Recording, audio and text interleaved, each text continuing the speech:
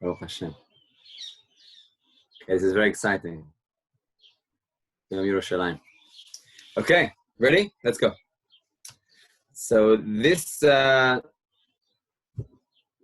is going to focus most primarily on Yerushalayim, although really the full background we're gonna give the background of the beginning of the war from a historical perspective.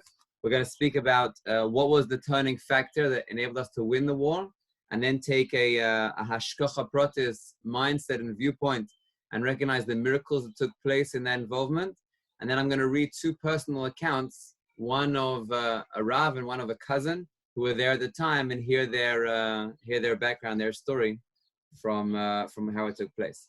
So first of all, I want to say that if you would just speak from a military perspective, then it would be a very great national day, which would be very exciting, and it wouldn't take away from anything on the basic level. But our goal here is to recognize the Yad Hashem that comes through these days. And therefore, although I will be speaking about the history and the military side of it to some degree, it's all going to be from a perspective of Hashkacha Pratis, of recognizing the Yad Hashem that comes through each stage. So let's start with the background. The background, and this actually my grandmother told me just today. This is a personal story. My grandmother shared with me that her father passed away on Pesach of that year, 53 years ago. And she was at the Shiva in South Africa, and then they flew to Israel to sit Shiva. They flew to sit Shiva in Israel with her brother who lived in Herzliya, and they were there until the beginning of the war. And then when they heard all what was happening, and I'm going to use that just to get into the background, then they left and they went to England. They said if they would have realized afterwards what was going to happen, they would definitely have stayed. But no one knew. They said there was fear and panic in the country that you could not imagine. This is the background of the story. Israel had previously, 10 years earlier, conquered the whole of the Sinai desert. And they gave it back to Egypt with the hope of peace. And the condition was that the UN forces would be present, protecting Israel from Egypt. And America gave a promise that if Egypt breaks any of the rules, then America will come to our help. Then on Yom Ha'atzmaut, the 19th year of Israel's state, Egypt came and threatened the UN they had to leave, and they just packed up and left. And Egypt moved just under 100,000 soldiers through the Sinai Peninsula, and over 1,000 tanks. And they started locating and positioning themselves at different points along the border, one to parallel Eilat, one parallel Beersheba, and one by where today Gush Katif is, in order to move into the country. So Israel turned to the Western world, to America, to England, and they asked for help. And they said, we're neutral. Thank you. Very considerate to be neutral. You don't want to take positions. You don't want to take sides. We understand. You just want to be good with everybody. But that was the whole deal that we had, that you would be there to protect us. Where's the UN? Where's America? Just another personal story. In my school, the Prime Minister of England came to speak. Not the current Prime Minister, but the Prime Minister who had been the Prime Minister during the Six-Day War. And they told us a day before that he was coming to speak to the upper two grades, grade 11 and 12. So I prepared myself, and I did some history research, and I saw that this very Prime Minister, that he was asked by Israel if they could do a transfer of planes and weaponry arsenal in order to bring it in to help protect Israel in those few days, in those 3 weeks before. They called the three weeks of panic, and he refused. And he said that we're trying not to increase more war and trying not to increase more damage, and therefore he refused to allow England to be a stop-off point. He wasn't even providing weapons, just to be a stop-off point. And so I presented him. I described Israel's state in the Six-Day War, and I said that you were a person who was given divine opportunity to help the fledgling state of Israel. And then I finished my kind of speech. And then he said, what did he say? I'm not hearing so well. I'm an old man. and then his security guard afterwards came up to me and said to me, he's selectively deaf. When he likes the questions, he answers them. When he doesn't like the questions, he ignores them. And he just ignored the question and said, any other else? And moved on from there. So France also made a embargo that they forbade anyone. They made an international embargo forbidding any weapons to come in, similar to the state of independence war. It was a crazy situation. The numbers were, well, if you look at the broad numbers, there was 100 million Arabs against 2.5 million Israelis. But if you're looking at soldiers who were actually fighting, then we were outnumbered 2-1. And if you're looking at planes, we were outnumbered 3-1 and tanks 4-1. So it's not as difficult as it was in the Independence War, but it's still not a fair fight. We were initially, it was just Egypt, but Egypt did a test. The moving into the Sinai Peninsula for Egypt was they wanted to see what the international response was going to be. They did it 3 weeks before, and they waited. And when they saw there was no response, the international community had left Israel for dead, so then they called Jordan, Syria, and Iraq to make a pact, which they all joined. And Lebanon also not directly fought, but they also provided troops. And they said, look, Israel's in our hands. The nations of the world are not coming to them. This is our opportunity. And Egypt took over the Jordanian army, and they started fighting or preparing themselves, let's say, not only from the Sinai, but also from Jordan. They came around and they put their forces there on the Jordan border as well. And they were provided with extra help from Iraq, and Syria as well was already. Syria already started bombing beforehand. Even before Egypt put their tanks in, Syria was already bombing the communities. So the state of the war, coming into the war, was Israel panic, not sure, America telling Israel it's forbidden for you to start the war, scaring Israel, the Israelis not sure what to do.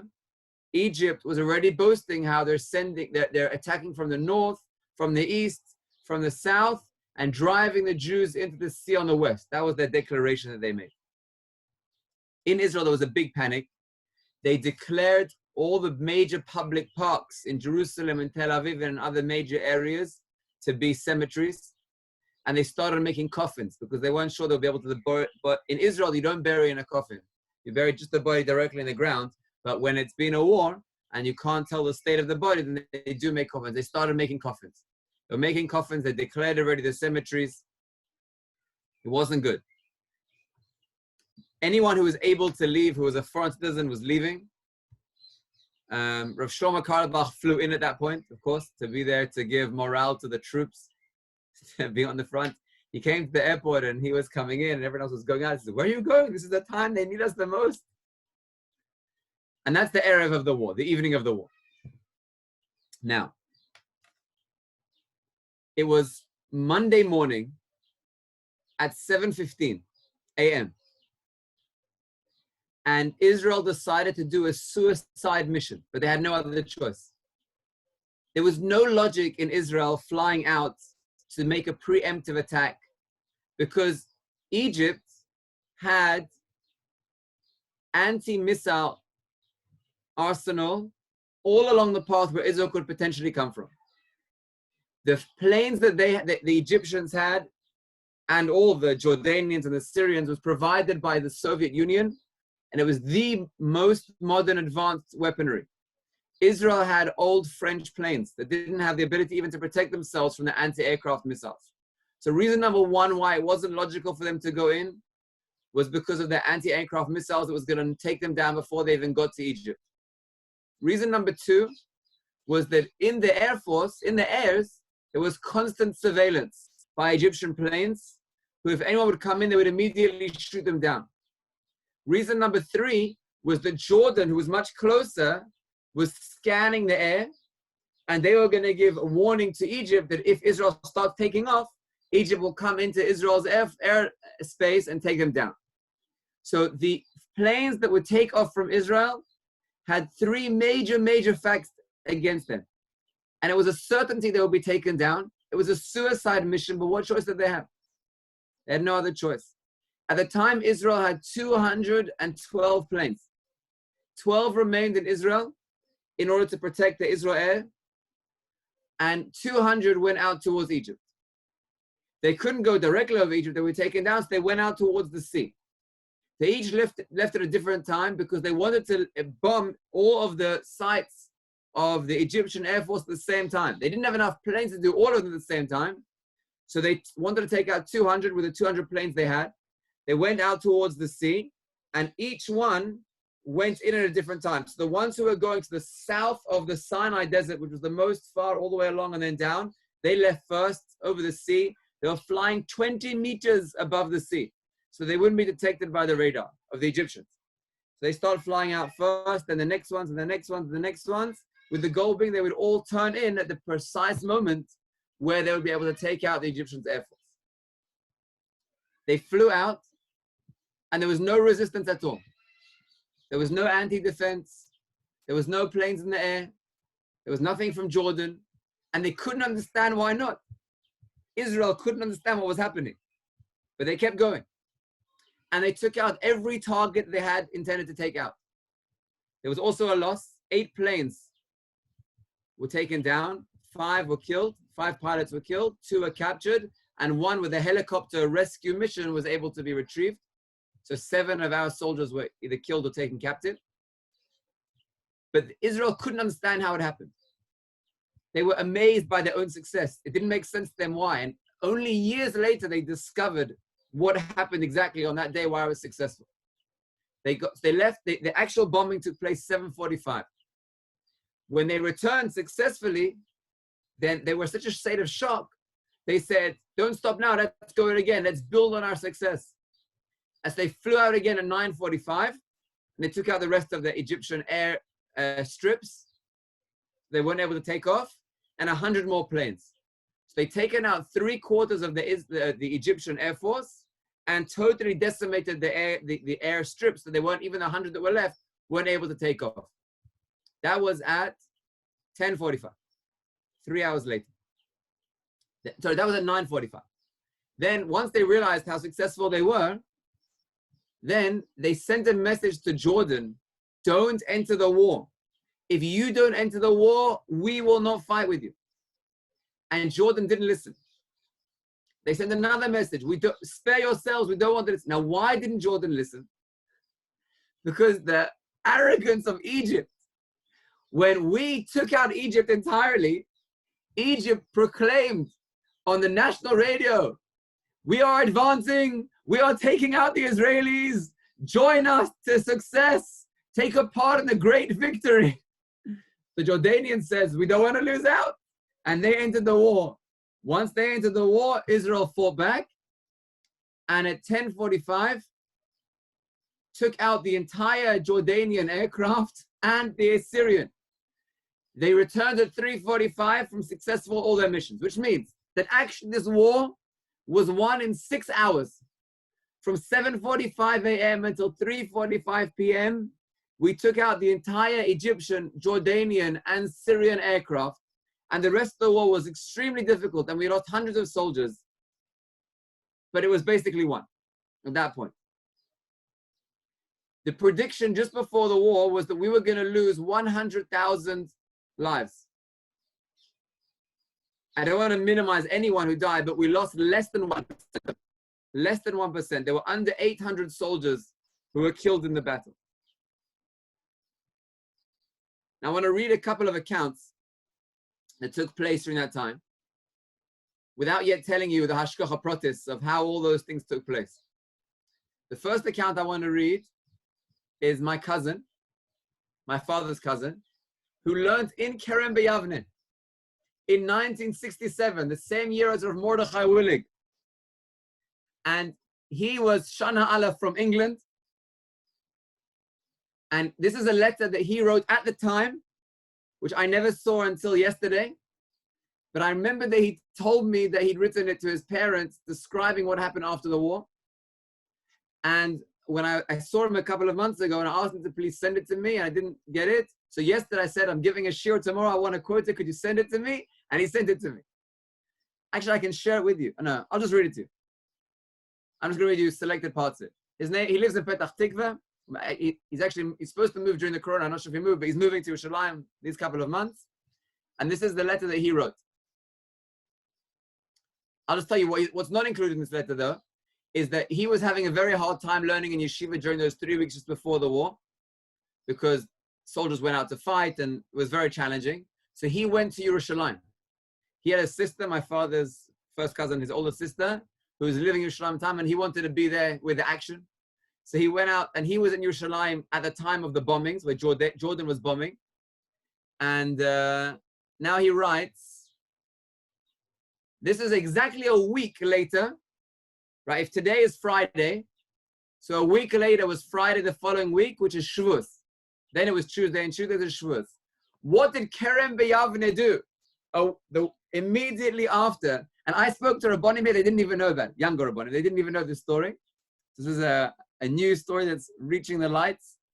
So he wasn't with them, he was in Yerushalayim already, but the entire Kerem B'Yavne didn't leave Kerem B'Yavne from the beginning of the war till the end of the war. And then on Erev Shavuos, a week later, Kerem B'Yavne with the Rosh Yeshiva all the way down with all the Talmidim came to Yerushalayim. They had all night learning in Heichal Shlomo, which is next door to the great synagogue. Rav Unterman spoke, the Rosh Yeshiva spoke, and everyone who spoke connected Shavuos with the old city, with Sinai, Mount Sinai. There was singing, there was dancing, but mainly we were learning by ourselves throughout the night. We went all the way through, we davened Shacharis in Heichal Shlomo, and all the time we were davening, we could hear masses of Hasidim walking past us on their way to the old city. At 6 a.m., after Shacharis and before Musaf, we left the Heichal Shlomo and we started dancing towards Mount Zion. All the yeshivot were there in the middle of the road. At first we were just singing, but then we started clapping and we started jumping and dancing. Lines and lines and lines of bochrim, with hundreds of people joining our ranks, including those from Mea Shorim. And we were singing and dancing all the way. And then finally we reached the border, and there were big signs saying, danger, warning, frontier, you've reached the border, do not move ahead. And we just walked through. We were over the border. We were in the old city. A week earlier, it was Jordan. And now finally it's returned home to who it belongs. There's no more border. At the border, we danced for 10 minutes, singing and dancing. And then the path widened and the crowd thickened as thousands of people joined us. And at that point, we could not contain ourselves anymore. We started running, and the speed of running and dancing and singing grew greater and greater with a surge. And then finally, we reached the end of the homes, and we broke through the crowd, and we stood silent as we saw the kotel in front of us, a few yards from the wall. At that moment, everyone was on his own. Everyone's eyes were fixated on the kotel. We couldn't hear or see anything else. We were a few yards from the wall. We were all attempting to reach the wall, touch it with our own hands. I suddenly found myself crying, tears streaming down my face. And two older boys in Kerem B'Yavne were able to reach the wall, and they were kissing it, and I saw them embracing each other, and they were hugging and kissing and crying. Some were laughing, some were crying. After 5 minutes, the Rosh Yeshiva calmed everyone down, and we started davening Musaf. Never have I felt such closeness to Hashem as I felt. The words of the Amidah that were external to me until that point, B'nei beitcha kvat techila, v'tivnehu mehera v'tegadel kavodo, suddenly found meaning and depth as I was crying my eyes out, standing at the kotel. We finished Musaf and we started dancing in a large circle at the kotel. We danced all the time, and eventually we left the old city. It was only 8:30 a.m., but I had just experienced the most challenging and emotional and meaningful experience I've ever had in my life. He then adds, it says, I wish to thank HaKadosh Baruch Hu for giving me the great schus to have been in my Shana Aleph this year in Kerem B'Yavne, in this country, to see the Yad Hashem, to have seen it and heard it and experienced the great Yad Hashem that has come to Am Yisrael. That's my cousin David Toprov. I'd heard that story from before. I was never zocher to hear it live and read it in those words. When he speaks about it, he speaks about it with a great sense of emotion. If anyone here is South African, for Ben Marks who's listening now, he is the father of Rebbitzin Glicksberg, who is the Rebbitzin of the Mizrahi community in Johannesburg. That's who he is today. So that's one personal story. Now I want to take it a little bit further and see the Yad Hashem that took place before we get to Yerushalayim, but the Yad Hashem that took place, what happened? How were they able to get through? What was the Yad Hashem that enabled them? And here, only years later, did we understand, when we made peace with Egypt, and we understood actually what was going on, what was happening behind the scenes, we were able to hear the actual Yad Hashem that took place that enabled us to be successful. So we mentioned three things that were supposed to hold us back. Point number one was the anti-aircraft missiles. Where were they? Why did they not shoot down the Jews? And here you see the Yad Hashem. The Deputy Prime Minister of Egypt, I'll quote you his name, Abdel Anar, who was also the war minister, together with Iraqi ministry personnel from the army, military personnel, they wanted to do an air tour of the Sinai desert at 7 a.m. So they gave clear instructions to all of the anti-aircraft missiles in order that they wouldn't be shot down. There will be no shooting in the air between 7 and 8 a.m. And if anyone sees anything suspicious, you must first contact me, and only if I give you approval, then you can shoot. Israel forces come in. The anti-aircraft people, most of them went to have breakfast because anyway they couldn't shoot between 7 and 8. But even those who stayed could not get through to Deputy Prime Minister Abdel Anar because he was all anxious and concerned that he shouldn't be shot down. And therefore, no one was shooting against Israel in the Air Force. That was point number one.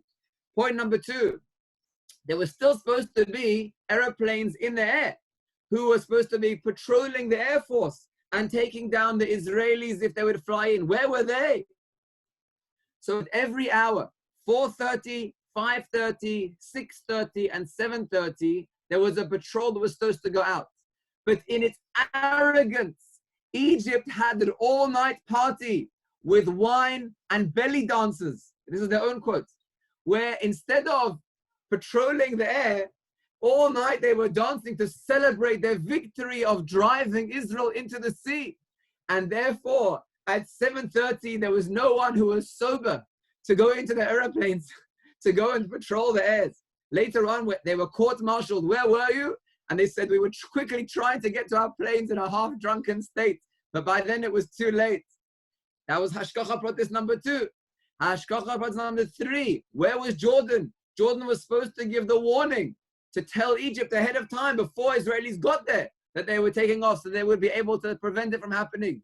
And in a great act of Hashgacha, the Egypt panel, where they were watching the seas, suddenly at 7:15 became full of dots, dots, dots, dots, dots, dots. Each was an Israeli plane going over, and they got panicked, and they took out their speaker, and they said, Inb, Inb, Inb. Now, as you know, Inb is Arabic for grapes, similar to the Hebrew Anavim, which was the code word for the Israelis are attacking, the Israelis are attacking. Now, here's the funniest thing, which is funny for us, not so funny for them. On the other side, the Egyptians take out their code. I won't use the Chumash, 1 minute. Take out their code book, and they're looking up, what does Inb mean? Inb. There's no Inb. What do you mean there's no Inb? That's the code word for the Israelis are attacking. So what happened was that they changed the code at midnight that previous night. And Inb was the old code, which meant the Israelis are attacking. But no longer was it present in their book because they changed the code. So the Jordanians are saying, Inb, Inb, Inb. And the Egyptians are saying, what are they talking about? What was Shukras, the driver house? Until eventually they switched it off because it was just noisy and it was disturbing them. Until eventually they realized, wait, wasn't the code yesterday for the Israelis attacking Imp? They went and checked it out. By then it was too late. Israel did not know that there were the anti-aircraft was turned off. Israel did not know they had an all-night party, and Israel did no way of knowing they changed their code.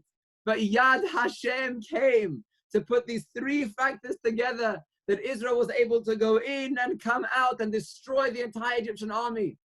Now, that explains the first round that took place at 7:45. But the second round that took place at 9:30, it doesn't explain it at all. At 9:30, when they went for the second attack, Egypt knew that they were attacking. There was no surprise element. The anti-aircraft missiles were functioning again. Everything was normal. They knew it was attacking. And this time, not like the first time when Israel lost 8 planes, this time Israel went in and lost 1 plane. And no one understands why that's the case. Till this day, they don't understand what happened. That 2 hours later, Egypt still hadn't figured out what was going on. They were in such a state of shock that it didn't occur to them that they're still in war and they should protect themselves. And therefore, when Israel went in for the second time and took out an additional 100 planes and wiped out all the airstrips, Egypt was just standing there saying, what can we do? What can we do? But had no defense at all. And that enabled the great hashkacha, the pachad, that overtook the Egyptians, able us to overtake. Chastei Hashem. Going back 3 weeks, Yom HaAtzmaut, which was the day that the Egyptians came into the Sinai Desert, every year there was a celebration in Merkaz Harav, which was the main celebration of Yom HaAtzmaut. Great prime ministers would come and they would join in the celebrations. And every year Rav Tzvi Yehuda would stand up and he would make a speech. And that year, the 19th year, for the first time ever, he decided to share what his emotions were on the first Yom HaAtzmaut that ever took place. And he'd never spoken about it until then. And he got up and he said, when the first Yom HaAtzmaut, when the state was declared, he was very upset. So surprising. Why was he upset? Because he quoted the Pasuk in Yoel, Et artzi chalku, my land they divided. He was upset that although we were being given a partial state, but it wasn't the state that HaKadosh Baruch Hu had declared for us. And now Yerushalayim was being cut off, Hebron was being cut off, many holy places were being cut off. And he was upset about it. But when he went out to the streets and he saw the Jewish people rejoicing, then he recognized, maybe this is the hashkacha. Who am I to tell Hashem how to run his world? This is the day that HaKadosh Baruch Hu has made. We will rejoice in each stage as we go along. And then he started crying on Yom HaAtzmaut. And he said, Aval efo Hebron shelanu? Haim shachachnu ota? Aval efo Shechem shelanu? Haim shachachnu ota? Aval efo Yerushalayim shelanu? Efo Beit Lechem shelanu? He started crying. And that was his speech. His speech wasn't about the greatness of what we've achieved. It was about what we've lost. And how can we forget that? That same day, Egypt moved in. And the Nazir, Rav David Cohen, he declared everything that is happening now is happening for Yerushalayim. And no one knew what he was talking about because it was happening in Egypt in the south. But then when Jordan, during those 3 weeks, signed the pact with Egypt, then he said, now it's obvious that it's all about Yerushalayim. We're moving on now from the story, from the first part of the story, which we spoke about Egypt and how the beginning of the war took place, to the next part. The next part of the story is that Jordan joined the war, and Jordan, in their foolishness, believed Egyptian story that they were winning, and they moved in. They'd already been shelling Israel for days and a few weeks, and there were many, many major casualties in Yerushalayim. There was a turnabout. And now I'm going to read to you another authentic account, and this is none other than Rav Tzvi Yehuda himself. This is Rav Tzvi Yehuda the Cook, the chief, the Rosh Hashiva of Merkaz Harav, the son of Rav Avram Yitzchak Cook, and this is him describing that day, Kaf Chet Iyar. In his words, translated into English. It is impossible to forget that day. For several days, the situation in the city was tense. Many of Merkaz Harav's students were enlisted in the war. And on the second day of the week, Kaf Vav Iyar, a student approached me as I was walking to yeshiva to daven shacharis, and he told me the war had begun, and the Arab legion was boasting that it would conquer all of Yerushalayim. There were rumors of battles in the city. A friend phoned me and related in the name of Rav Goren, the chief rabbi of the army, that Sahal units were advancing and getting close to the old city. Now, recognize what just happened here. One line of the story is that Jordanians are going to overtake the entire Israel and throw all of the Jews into the sea. One day later, we are conquering Yerushalayim. Lo aleh al hadat. No one could believe what was happening. This was nerve-trembling news. Every hour, expectation quickens. One of our Talmidim from the yeshiva, and anyone who knows where the old city is and where Merkaz Arav next to Tachana Merkaz is, just picture this for a minute. One of our students, who was on the border of the old city, had an hour break, and he ran back by the old city all the way to the yeshiva, and he announced in the yeshiva that tomorrow with Yad Hashem, the paratroopers will be reaching the Kotel, and then he ran back to his base. We were all filled with hope and trembling. And then on the 4th day of the week, an officer came to knock on my door. Now, Rav Kook lived in the middle of Geula. So you can imagine an army jeep driving through Geula with an officer knocking on the door with a message from Rav Goren. Rav Goren had such courage. He did not need to be there. He didn't need to be there. He could have been a rabbi praying from the back lines. But Rav Goren was at the front of every victory. He was with the Jews as they entered into Yerushalayim, and I will tell you a very funny story about Hebron in a minute. He was there on the front line, and he then sent an armored car to the Nazir, his son-in-law, and to the Rav Tzvi Yehuda to come and join. The army car progressed amongst the joyous crowds who were thronging the streets. 3 days earlier, they were all in their caves. They were underground.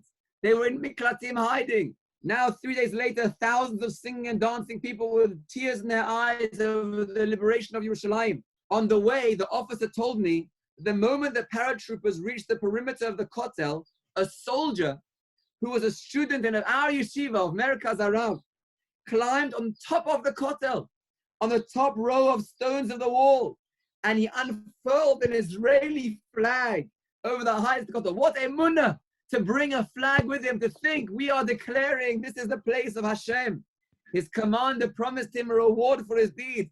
Said, whatever you request, I will give it to you. And what did he request? The greatest honor for me is that you send an army rabbi to bring our Rav Tzvi Yehuda Cohen Cook, the Rosh Hashiva Rav.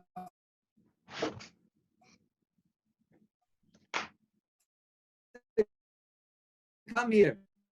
Rav Goren was the first to reach the. There were fighters who survived furious battles, were crying like babies when they heard the Tekiyat Shofar from Rav Goren and his Mesirut Nefesh to remain at the front of the battle with Tanchanim who burst through from Har HaZeitim, Mount of Olives from the Kotel. Many of our boys are wounded in the charge. I asked them, which gate did you go through? Another boy who was a Talmud of our yeshiva said, Baruch Hashem, all the doors are open.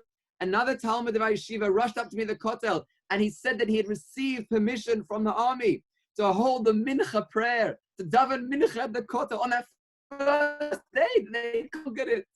It was first national prayer at the Kotel for 1900 years under Jewish rule. A prayer which was utter deveikus with Hashem. Every eye was filled with tears.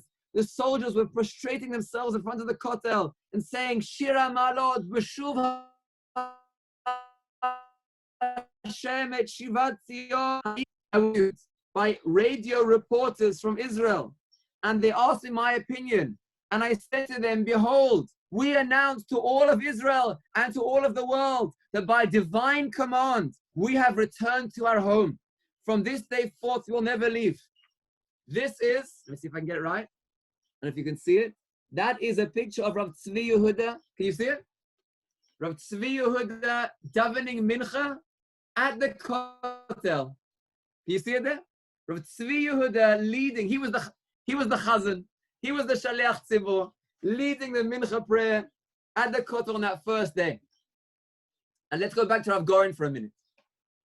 The next day, with recognizing Yad Hashem, the Israeli army went south towards Hebron.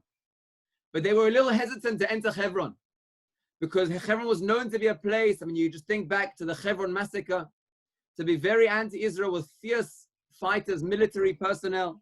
So they didn't want to enter from the north. They wanted to have a surprise element and come around from the south. And Rav Goren said to them, I wish to be with you at the front line to enter Ma'aseh Machpelah. Wake me up when you're about to charge. And he went to his tent and he went to sleep in the army base, the makeshift army base. And they weren't so holding in the rabbi. So they went out in the middle of the night and they left him sleeping. And all the army went all the way around Hebron to enter it from the south. And then suddenly Rav Goren wakes up and he sees there's no one around. And he realizes they've gone into Hebron. So he wakes up his driver and he says, quick, to Hebron. Rav Goren drives straight into Hebron from the north. And the Israeli army hasn't yet entered. When the Arabs see one Israeli army car driving in, they put out white flags, sheets from their windows. And Rav Shlomo Goren single-handedly conquered the entire Hebron because the Israeli army hadn't yet entered. And they surrendered to him, one car. He drove straight up to Marsa Machpelah and he said, I'm entering Marsa Machpelah. And the Mufti came and says, I will get you the key. And he said, I don't need a key. And he took out his Uzi gun and he started shooting at the lock, but it didn't work. So he said, where's the key? And they gave him the key and he opened up and he went in. And then all the Israeli army came in and saw that Rav Goren had already conquered single-handedly all of Hebron and entered Marsa Machpelah. The next day he joined them and he stood on Mount Sinai. Rav Goren with his shofar and his talis and his Sefer Torah, and he blew the shofar on top of Mount Sinai the following day. Courage and Mesiras Nefesh. Now going back to the recognition of the Yad Hashem. We spoke 3 weeks ago in Yom Ha'atzmaut about the fact that Israel didn't win in the war in Jerusalem. They lost the war of the old city. And from a hashkacha perspective, we need to ask, why is it that HaKadosh Baruch Hu arranged it that we wouldn't conquer the old city of Jerusalem in 1940, but it would have to wait until 1967? Why did Hashem arrange it in that way? And I've heard two interpretations. One from a political standpoint, hashkacha pratis, but from a political standpoint, and one from a more emunah-orientated perspective. From a political standpoint, in 1948, the UN contract stated that Jerusalem would be an international city under UN control. If we would have won the war and conquered Jerusalem, the Jews are always well behaved, for worse, usually when it comes to the UN. And we would have followed their ruling, and we would have handed over the old city to the UN to be an international city. It wouldn't have been run by Israel. But Jordan, lo echpat lehem, lo samu, even though under international rule, they were supposed to enable any Jew who wished to come and pray at the Kotel, they totally cut it off. They cut off the mountain of Olives, which was supposed to be still under Jewish rule. And they didn't have any attention or care for the rules of the UN. When Jordanian ruled for 19 years, there was no entry to the Jews. It was only under their control. And so that when Israel came and reconquered it, no chutzpahdik UN force dared say to the Jewish people, excuse me, we've made a rule that it has to be under UN control, because you have to have a standard. If it's not by the Jordanians, it's not by us. The hashkacha protest that we didn't conquer it then enabled Yerushalayim to be under rule today.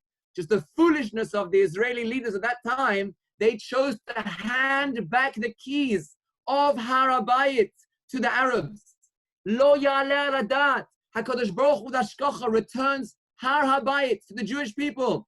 And the leaders at that time did not see the Yad Hashem in its full force, and with their exile mindset, they walked down from Har HaBayit and they said, where's the Kotel? Where's the Kotel?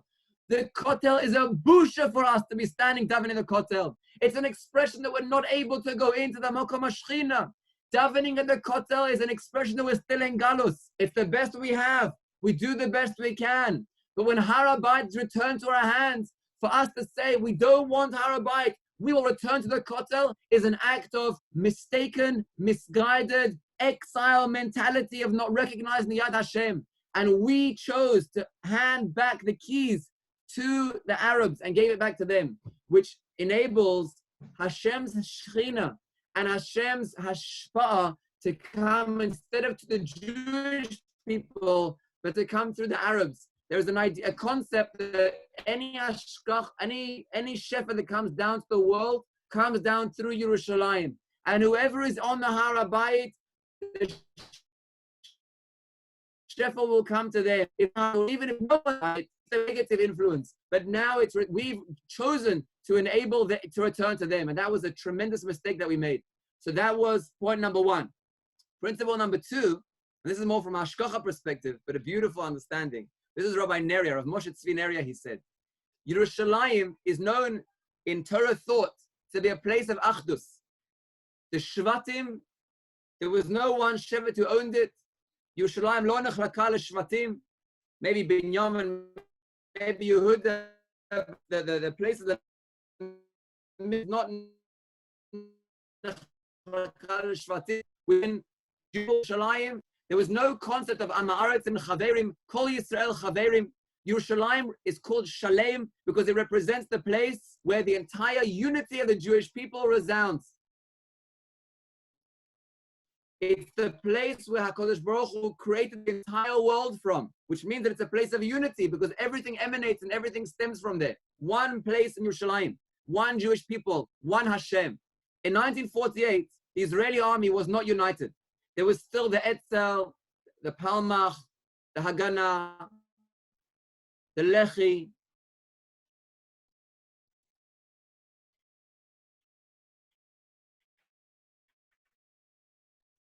And there was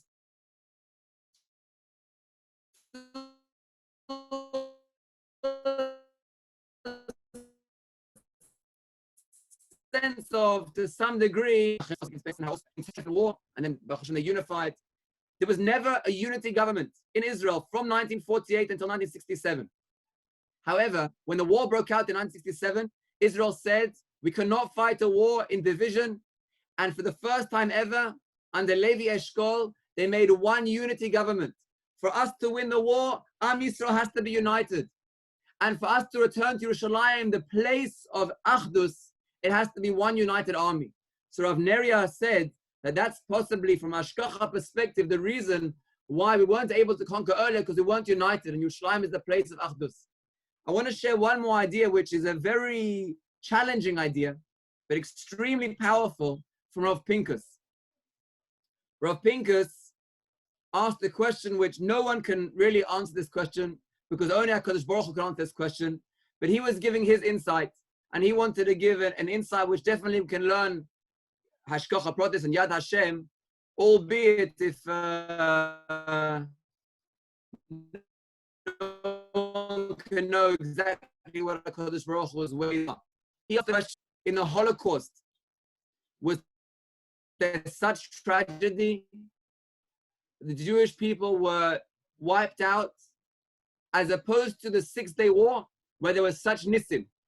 What factor can you find that was lacking in the Holocaust, but was present in the 6-day war? Now again, no one can say HaKadosh Baruch Hu's ways, no one can know, but if you can look at what you see with your eyes and you can learn a message in Avodas Hashem from it, so take it.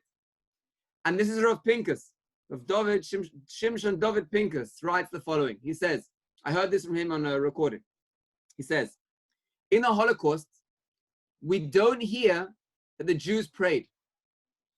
The way that the Nazis, Yamach Shemam, arranged all the events was such that no one knew what was happening. None of the Jews recognized the enormity of what was taking place. Every area was cut off from other areas. And no one believed that it would go so far as it eventually went. So at each stage, there was just one more decree, one more gezerah. It's only in this area. It still have other permission to do other things. And the Jews didn't pray in that same national way because they weren't aware and they couldn't foresee how terrible the situation was going to get. However, in the 6-day war, there was no holding back. Egypt declared, we will wipe the Jews into the sea. We will wipe them off the face of the earth. We're 100 million against 2 million. This is our opportunity. And when they saw that America and England and France weren't coming to their help, they recognized that Hashkacha had given it to them. Little did they know what was going to turn around. They believed that there was no one to hold us back. At that state, there was a panic that entered the hearts of the Jews, both in Israel and in the whole world. And the shuls were filled with people, religious people and non-religious people, both in Israel and overseas. I was just speaking earlier today to my grandmother, and I asked her to tell me about that time. She said, you cannot imagine the awakening that took place amongst the people. She said, amongst her friends, they were giving their rings, their earrings, their rings to give as gold, to pay for money, to send weapons to Israel, to protect themselves. There was an unbelievable international prayer service that took place. The shuls were filled with prayer services again and again. It's no one's fault in the Holocaust there was no prayer. The situation didn't lend itself to it that we could recognize that was happening. But the 3 weeks of panic that led up to the 6-day war were 3 weeks of utter dveikus with HaKadosh Baruch Hu, pleading with Hashem for the Yeshua that it would take place. And Rav Pinkus writes, that could be why the nisim that took place were a direct result of the prayers that we had in the days leading up to it. I'm reading you a quote now from Sefer Shmuel, and perhaps this is the purpose of the entire 6-day war. Sefer Shmuel, Shmuel Aleph, Perek Yud Zayin, Pasuk Mem Vav. V'yedu kol haaretz, ki yesh Elohim leYisrael. And all the world will recognize that there is a God to the Jewish people. V'yedu kol hakahal hazeh, and all of the communities will know. Ki lo b'cherev o v'chanit yoshia Hashem. Hashem does not cause victory through weapons. Ki l'Hashem ha'milchama. It is Hashem who causes the war. He's the one who wins the war. And that was a recognition that took place throughout the Jewry, throughout the world. America, who in that time hadn't yet recognized Israel, at that point was a turning point. And America from then on became the ally of Israel. Until then, they weren't so much. As you see, that they weren't willing to protect us when UN moved out. At that point, they saw Israel as a friend and as a hero. And America then came to the side of the Jews. And more significantly is that until that point, the only people who were moving to Israel were the ones who had nowhere else to go. It was the people who lived in Arab lands, who were refugees, nowhere else to go. It was people who were after Europe, after the Holocaust, had lost their homes and lost everything, had nowhere else to go. But they were not moving to Israel. They were staying in Chutz Aretz. Why should I move to Israel? Israel was on its way down. There was a joke that people were saying at the time. The last one in Lud, turn the lights off on your way out. Lud was the airport. Because so many people were leaving because the economy and the military state of Israel was going so low. That was the turning point. At that point, the nations of the world and the Jewish people themselves recognized Yad Hashem.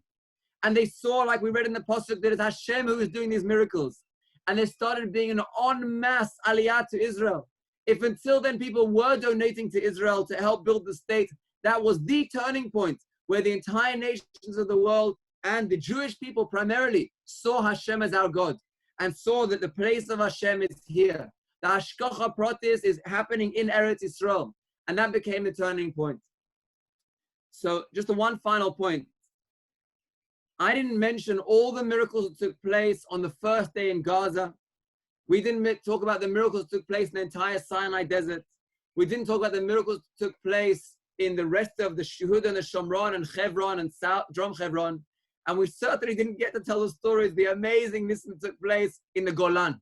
It took place in the last day of the war. But it's interesting that the day is called Yom Yerushalayim. Because even though Yerushalayim is relatively a very small part of the miracles that took place, Israel tripled its size in this war. Yerushalayim was only a very, very small extra area. But everyone recognized that was the central focus point. And therefore they call it Yom Yerushalayim. And the great celebration focuses around then. What about all of Sinai, all of Gaza, all of Drum Hebron, all of Yehuda v'Shomron, all of the north, the Golan, the Upper Galil? What about all of that? Of course, we recognize and we praise Hashem for those miracles. But the central focus of this day throughout the last 53 years has been the recognition of Yerushalayim as the place of the Shekhinah of Hashem, returning to be under Jewish control. We don't think that the final Geula has come. because we recognize that till this day, somewhat through Jewish mistake and somewhat through HaKadosh Baruch Hu not being ready for that time yet, that the Shekhinah has not yet returned. But we as the Jewish people know the truth, that if you praise Hashem on every stage, Hashem recognizes that we recognize the Hashkacha, and He gives us more. Mashal mahadadomen. If you give someone an individual praise, I say, no, I won't say it again. But if you give someone a praise and he says, thank you, I really appreciate it. It builds me. It makes me feel like I'm worthwhile. I appreciate it. Then the next time you meet that person, you'll think, what can I praise them more? I know he appreciates it. It's not a perfect mashal, because not mashal, the person's needy. And that's not true with Hashem. But it's exactly the same with Hashem on the principle. If Hashem will do a great nace to the Jewish nation, and we will say, oh, a miracle, stuff fake, who knows? I'm not sure it's a miracle. Only when Mashiach comes is it considered a miracle. And we see the Yad Hashem and we ignore it, and we deny it, and we don't praise Hashem for the miracles, then Hashem says, oh, you're not appreciating it? Okay, let's hold out a little longer until the final stage will come. Or maybe you'll wait till 6,000 years, the final stage. But if we recognize the truth, that every hashkacha that we respond to with hoda'ah, every time you recognize Yad Hashem and you praise Hashem and thank Hashem, Hashem says, my people recognize that it's me. Let me feed into that. Let me give them more and more. And the Geula will come closer and closer. On today, 53 years later, if we recognize those miracles that I mentioned that happened in Egypt earlier on, and you recognize the primary miracle of returning to the Makom HaShechina, and you feel in your heart a great sense of Hakaras HaTov, and you praise Hashem, and then you take the next step and you say, Hashem, please, we're not ready. We need more. Meaning we're not satisfied. We need more Hashem. That's why we say, L'Geula Shlema. We're still not ready. We want the Beis HaMikdash. V'tivnehu Mehera, we're still saying. Together,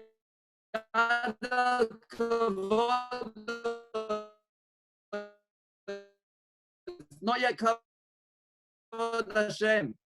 Then we will be. You saw the miracles in Mitzrayim and up to Yerushalayim 53 years ago. May we be zochet in our heart, engender a sense of Hakaras HaTov, and be zochet speedily in our days to see the final Geula with the Shechina resting in Yerushalayim, and feel in our hearts and see with our own eyes the hashkacha that's come down before our very eyes. Yom Yerushalayim Sameach.